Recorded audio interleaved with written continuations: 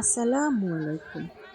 আজ জিপিএস স্কুলে অনুষ্ঠিত হলো বহুল প্রতীক্ষিত পিঠা উৎসব, যেখানে প্রতিটি বাচ্চা, শিক্ষক আর অভিভাবক মিলে সৃষ্টি করেছিল এক অনন্য গ্রামীণ উৎসবের পরিবেশ।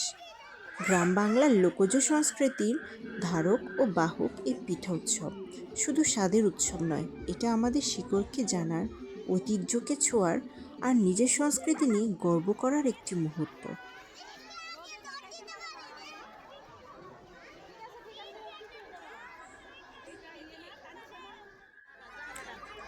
বাচ্চারা অধিক আগ্রহ নিয়ে অপেক্ষা করছিল পিঠাগুলো দেখার জন্য।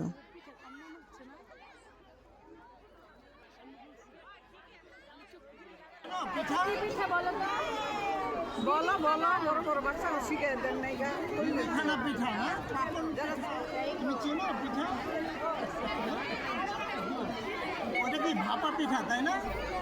তারপরে বিবেখানা পিঠা, তারপরে কি পাকন পিঠা, হ্যাঁ? You know ভাপা পিঠা? Then this is what is it? She knows all. Good. Hello. এখানে পিঠার মধ্যে ছিল ভাপা, বিবিখানা, পাকন, ঝালপুলি, মিষ্টি পুলি। আমরা মনে হয় অনেক অভিভাবকরা পিঠা ফুল পিঠা, নকশি পিঠা, আমি চিতই পিঠা, ডে শিফটের যারা অভিভাবক রয়েছে, মালপোয়া, সম্মানিত গার্ডিয়ান রয়েছে, পাটিসাপটা। শুধু পিঠার স্বাদেই থেমে থাকেনি আজকের দিন। আয়োজন করা হয়েছিল মনোজ্ঞ এক সাংস্কৃতিক অনুষ্ঠান। মঞ্চে উঠেছিল স্কুলের ছোট্ট প্রতিভারা। নাচ, গান, কবিতা, তারা মাতিয়ে তুলেছিল পুরো পরিবেশ। শিক্ষক, অভিভাবক আর বাচ্চাদের হাততালি যেন আরও প্রাণবন্ত করে তুলেছিল উৎসবটিকে।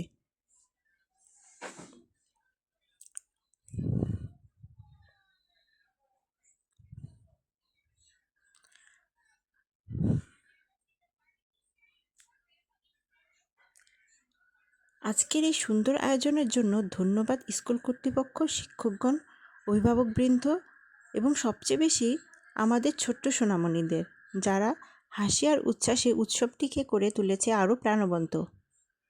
এভাবেই প্রতিটি বছর আমরা আমাদের সংস্কৃতি, ঐতিহ্য আর পরিচয়কে বাচ্চাদের কাছে তুলে ধরব, কারণ শিকড় যত গভীর হবে, ভবিষ্যৎ তত সুন্দর হবে।